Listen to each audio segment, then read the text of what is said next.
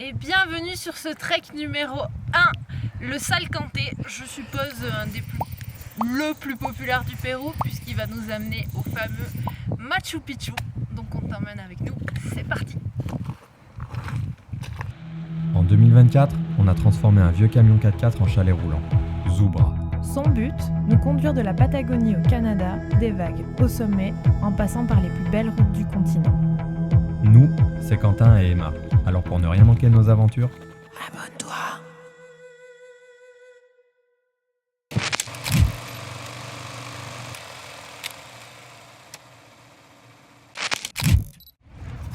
Soleil au rendez-vous, nous voilà en marche sur cette première étape du Salcantay, au paysage plutôt typé haute montagne. Ce trek doit son nom Salcantay, encore une fois, à un sommet de plus de 6000 mètres que nous allons contourner en passant par un col à 4600 mètres, point culminant de ces plusieurs jours de randonnée.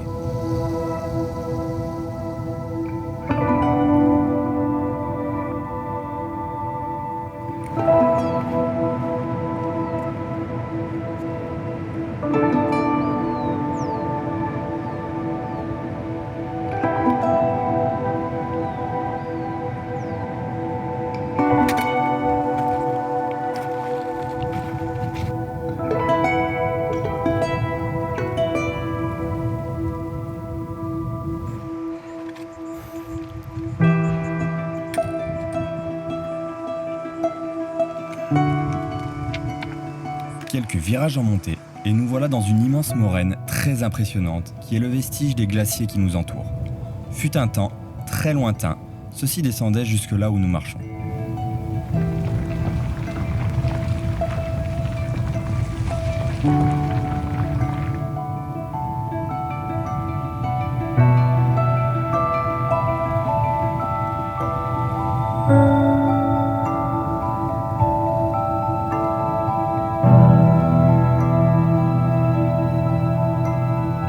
Les hauts des sommets qui nous entourent jouent une partie de cache-cache avec les nuages. Mais avec un peu de patience, ils finissent par se laisser regarder.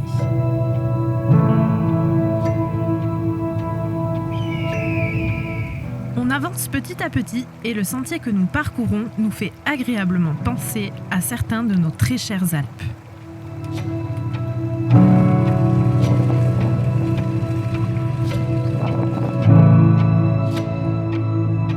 Et voilà, nous venons de terminer la montée pour cette première journée.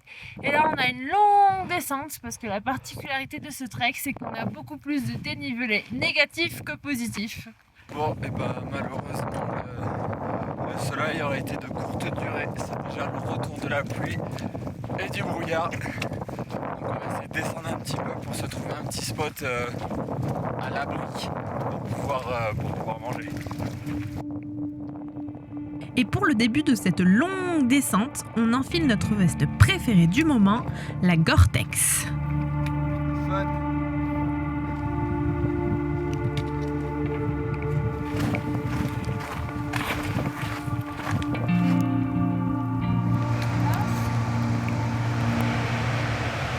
Après de longues, pas heures, mais presque, de descente à chercher un spot pour manger à l'abri, on a enfin trouvé. Un peu ambiance homme des cavernes, il y a presque des peintures épaisses, mais on est au sec, on va pouvoir manger notre super repas. Et tu le connais déjà ce repas.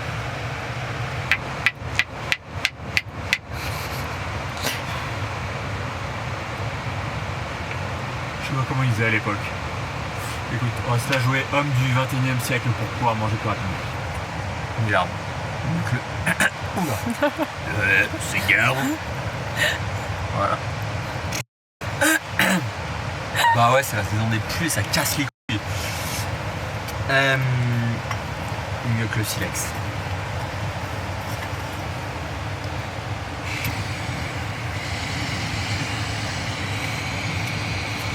En plus, je peux régler l'intensité du feu, chose qu'on ne peut pas faire avec un peu de camp.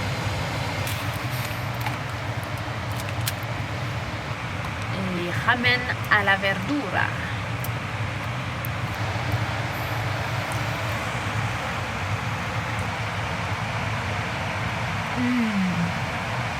Franchement, Il n'y a pas à dire, les nouilles ramen, c'est bien meilleur que le mammouth. Installés dans notre grotte de pierre, on en profite pour admirer les paysages majestueux.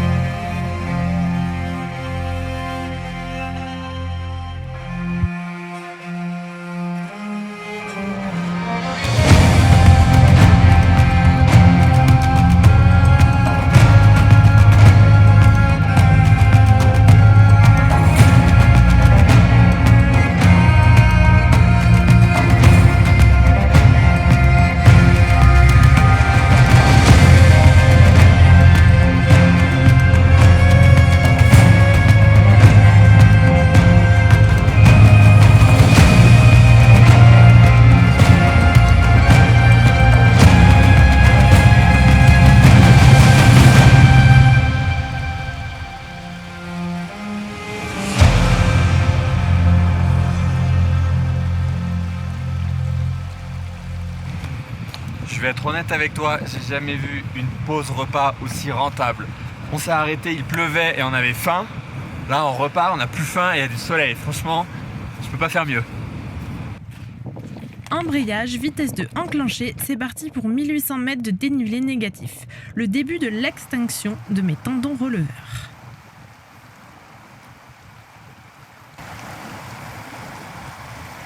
Assez ouf parce que là on a un claquement de doigts, un passage de col, on est passé dans la forêt tropicale.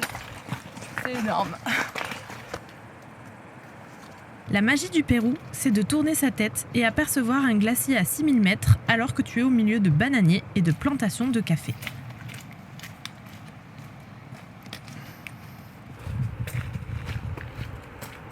Et non, ce que tu vois en face, c'est pas la déforestation, c'est les ravages de la pluie. Comme on me dit ici, ça rigole pas du tout la saison des pluies.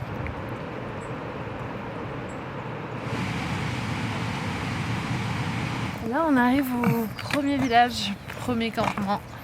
Et en fait là le trek on le fait différemment, pas en camping parce que c'est tellement touristique que tu arrives dans des villages étapes où il y a des hostels, des cabanes, tout ce que tu veux, donc en fait ça sert à rien de débarquer avec ta tente et enfin du coup on le fait en mode fast and light. En fait on essaie un peu tout dans plusieurs endroits parce que les prix il y a des énormes différences, donc on va voir.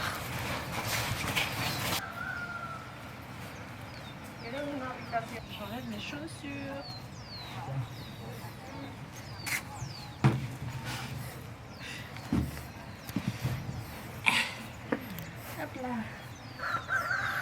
Bienvenue dans notre chambre grand luxe. Alors là ça fait très bizarre, je crois que c'est la première fois qu'on fait un trek et qu'on est dans ce luxe là. On a payé on paye 50 soles la nuit, ce qui équivaut à un peu plus de 10 € et on a cette chambre rien que pour nous et le repas du soir et le petit déjeuner. C'est quand même très très honnête.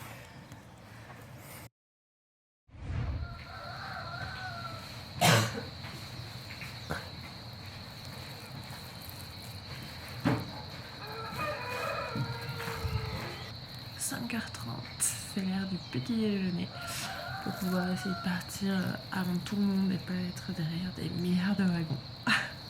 On a trop bien dormi, il a plu super fort, mais on était trop bien dans nos petits dodos avec nos énormes couvertures, ça fait trop du bien. Du café ou pas?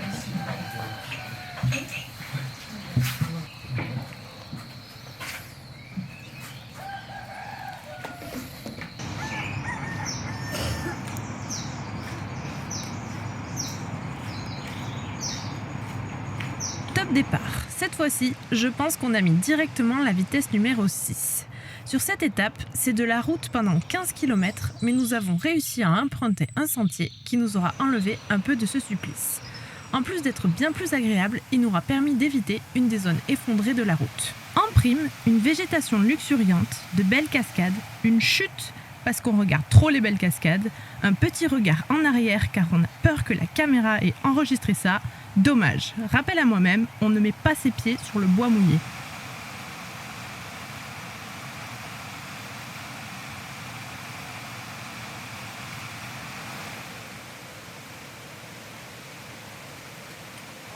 Franchement, cette section, elle est hyper impressionnante.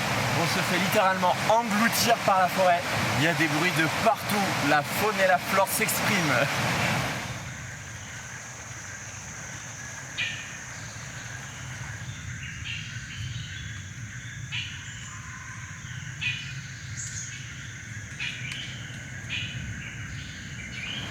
Là, on est en train de se faire complètement rincer. Du coup, on change d'habit de marche. On met la tenue Gore-Tex, le poncho, le rapidos.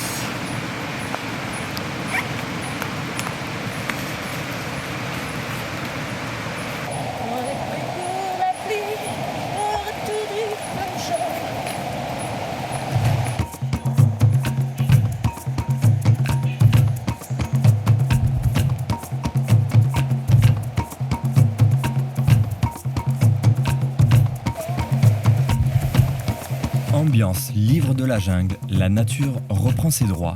Une décision s'impose avant de se retrouver complètement perdu et face à Shere Khan, le terrible tigre.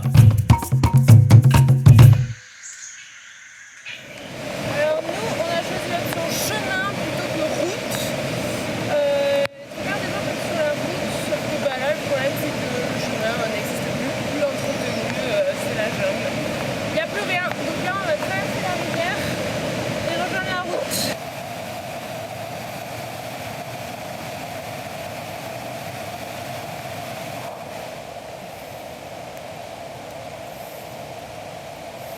Et voilà, on est de retour sur la route.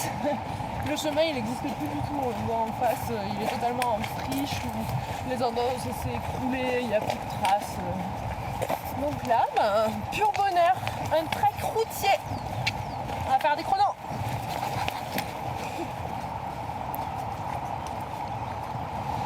Là il y a tous les collectivos et tout qui sont arrêtés, la route elle est complètement effondrée, il y a des éboulements de malades de partout, genre là encore.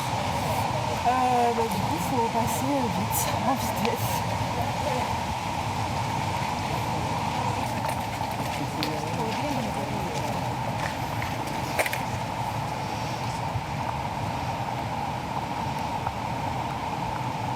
Attention, ça ravine.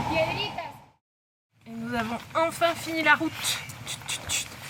On regagne un chemin pour monter au deuxième campement. Comme il est assez tôt, on va peut-être continuer un peu plus. On va voir selon nos envies et les endroits qu'il y a pour dormir.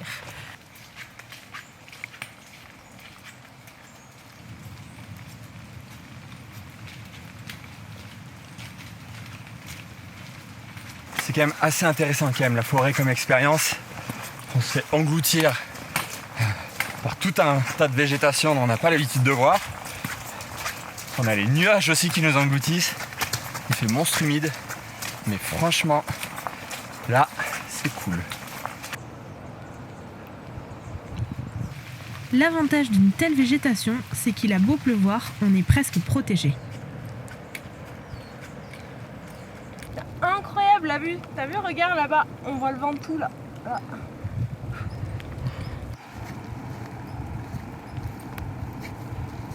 Après 25 km, de la route, de la boue, de l'eau, nous voilà arrivés à midi à Lac Tapampa, normalement la fin de l'étape du jour.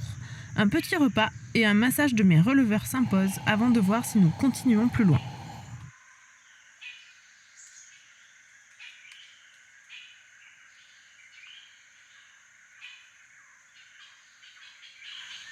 Déplier les affaires du soir à seulement midi ne nous tentait pas trop.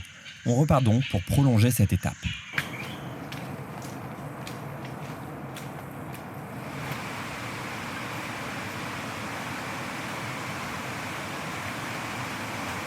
Du coup, comme il était encore tôt, on finit le trek.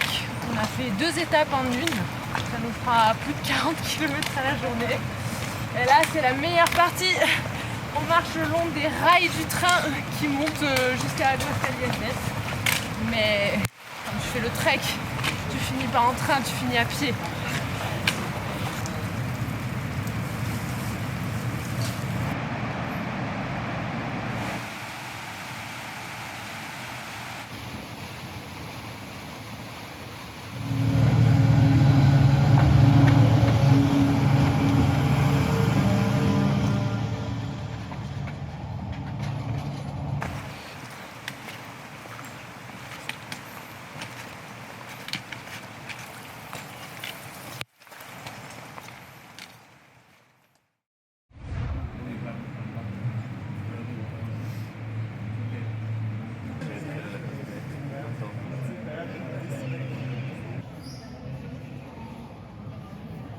Et voilà, ça y est, mission du jour réalisée. Ce matin, on s'est levé tôt pour aller chercher les premiers billets qui te donnent un ordre de passage pour ensuite aller acheter tes billets pour le Machu Picchu. Donc on s'est levé à 6h pour aller faire la queue.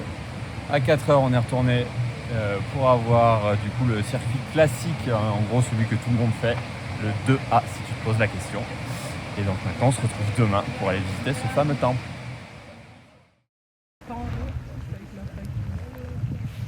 Le Machu Picchu est une ancienne cité inca du XVe siècle, perchée à environ 2400 mètres d'altitude au Pérou. Elle a été construite sous le règne de l'empereur Pachacutec.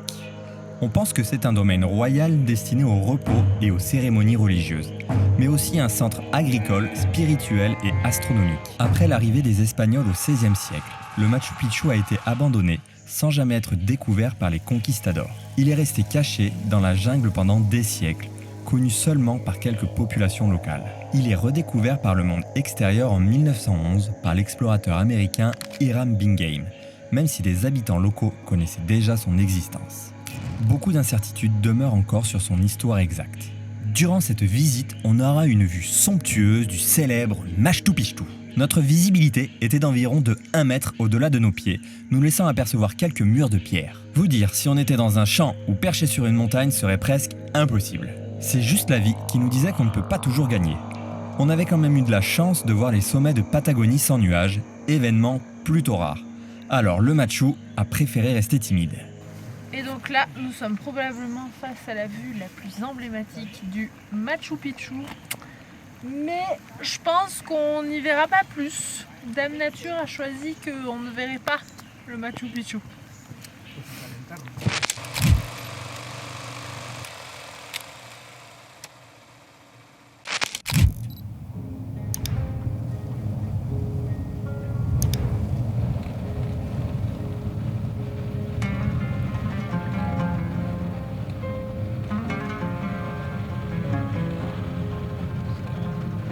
Paracas, une des zones les plus arides du monde.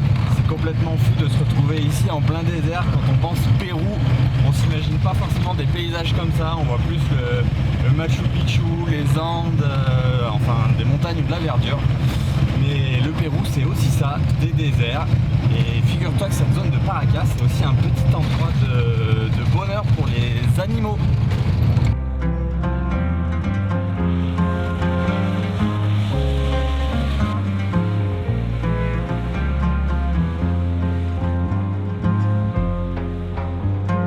Ici, à Paracas, un phénomène naturel très puissant façonne la vie, le courant de Humboldt.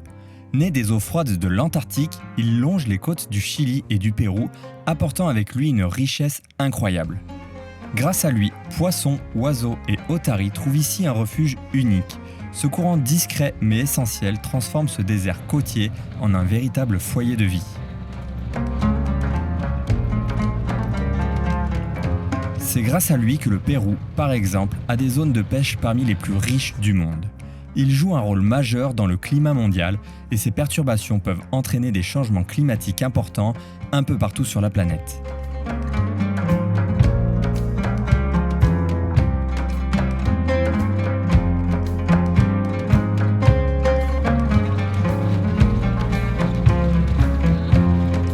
Nous voilà donc en train d'évoluer entre des dunes de sable, très isolées. Un peu de stress dans un coin de la tête, car Zubra il passe partout. Mais alors dans le sable, c'est une catastrophe.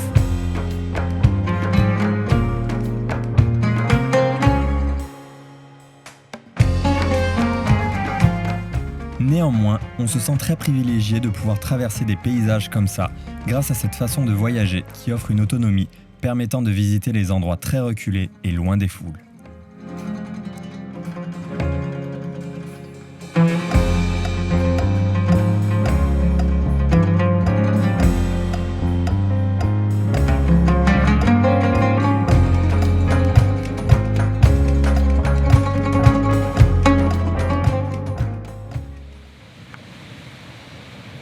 Notre présence sur la côte, c'est aussi une belle occasion pour nous de profiter des vagues que nous offre le Pérou.